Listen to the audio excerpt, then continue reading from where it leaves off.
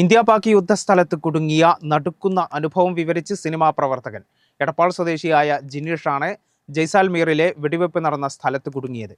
നാട്ടിൽ തിരിച്ചെത്തിയ ജിനീഷ് സംഘർഷ സ്ഥലത്ത് കുടുങ്ങിയ നടുക്കുന്ന ഓർമ്മകൾ വിവരിച്ചു. സംവിധായകൻ സംജാദും നടൻ മണിക്കുട്ടനുമടക്കം ഹാഫ് എന്ന സിനിമയുടെ പ്രവർത്തകനാണ് രാജസ്ഥാനിലെ ജയ്സാൽമീറിൽ കുടുങ്ങിക്കിടന്നിരുന്നത്. ഈ സെറ്റിലെ ഒരംഗമായിരുന്നു എടപ്പാൾ സ്വദേശി ജിനീഷും. അതിർത്തി പ്രദേശമായ ജയ്സാൽമീറിലായിരുന്നു ഹാഫ് സിനിമയുടെ സെറ്റ് ഇട്ടിരുന്നത്. ഷൂട്ടിംഗ് നടന്നു വരുന്നതിനിടയിലാണ് വെടിവെപ്പുണ്ടായത്. ഇതോടെ വർക്ക് നിർത്തിവെക്കാൻ സർക്കാർ ആവശ്യപ്പെട്ടു. പിന്നീട് അവിടെയുണ്ടായ അനുഭവങ്ങൾ ഓർക്കുമ്പോൾ തന്നെ നടുക്കം വരുമെന്ന് ജിനീഷ് പറയുന്നു. സംഘർഷം ആരംഭിച്ചതോടെ വൈദ്യുതി ബന്ധം വിച്ഛേദിക്കപ്പെട്ടു. മൊബൈൽ ഫോൺ ഉപയോഗിക്കുന്നതിന് പോലും വിലക്കുണ്ടായിരുന്നു. തൊട്ടടുത്ത് സ്ഫോടന ശബ്ദങ്ങൾ കേട്ട് തീഗോളങ്ങൾ കണ്ടുമുള്ള ജീവിതം ഭയം നിറഞ്ഞതായിരുന്നെന്ന് ജിനീഷ് പറയുന്നു.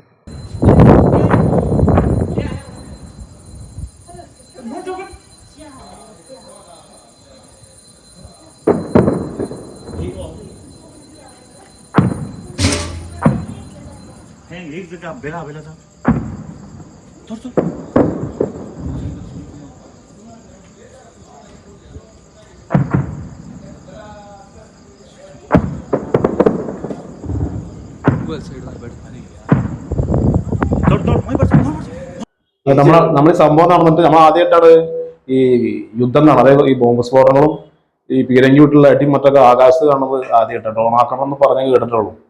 ഞങ്ങളെ വീടിന്റെ മുറ്റത്തിനാണ് നടന്ന പോലെ ഞങ്ങളെല്ലാവരും പേടിച്ച് അന്ന് ഉറങ്ങിയിട്ടില്ല. സത്യം പറഞ്ഞാൽ രാത്രി ഒരു 9 മണിക്ക് സംഭവം നടക്കുന്നത്. എന്നിട്ട് ഒരു 12 മണിയാകുമ്പോഴത്തേനും എല്ലാവരും പാക്കപ്പ് ചെയ്യാൻ പറഞ്ഞു, ഡ്രസ്സെല്ലാം പാക്ക് ചെയ്യാൻ പറഞ്ഞു.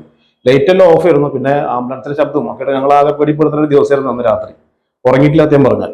വെടിവെപ്പ് തുടരുന്നതിനിടെ സാഹസികമായാണ് നാട്ടിലെത്തിയത്. ടൂറിസ്റ്റ് ബസ് മുഖേന മുംബൈയിലെത്തി അവിടെ നിന്ന് വിമാനമാർഗം കേരളത്തിലെത്തുകയായിരുന്നു. എല്ലാ ഡ്രസ്സെല്ലാം പാക്ക് ചെയ്ത് എല്ലാവരും റെഡി ആയിട്ടിരുന്നു. രാവിലെ ഒരു 10 മണിക്ക് വണ്ടി വരുമെന്ന് പറഞ്ഞു. എല്ലാവരും പാക്കപ്പ് ഡ്രസ്സെല്ലാം പാക്ക് ചെയ്ത് എല്ലാവരും പുറത്തിറങ്ങി അവിടുന്ന് പുറപ്പെട്ടു. ജയ്സാൽമീറിൽ നിന്ന് രാജസ്ഥാൻ വഴി ഗുജറാത്ത് വഴി വന്ന് പുറപ്പെട്ടു. 2 ദിവസം യാത്ര ഉണ്ടായിരുന്നു. ബോംബെയിലേക്ക് എത്തിച്ച് ബസ് മാർഗം. ഫ്ലൈറ്റും ഇതൊക്കെ ഉണ്ടായിരുന്നില്ല. ഫ്ലൈറ്റും ട്രെയിനൊന്നും ഉണ്ടായിരുന്നില്ല. ബസ് മാർഗം ബോംബെക്ക് എത്തി അവിടെ നാട്ടിലേക്ക് വന്നു, കൊച്ചിയിലേക്ക് വന്നു.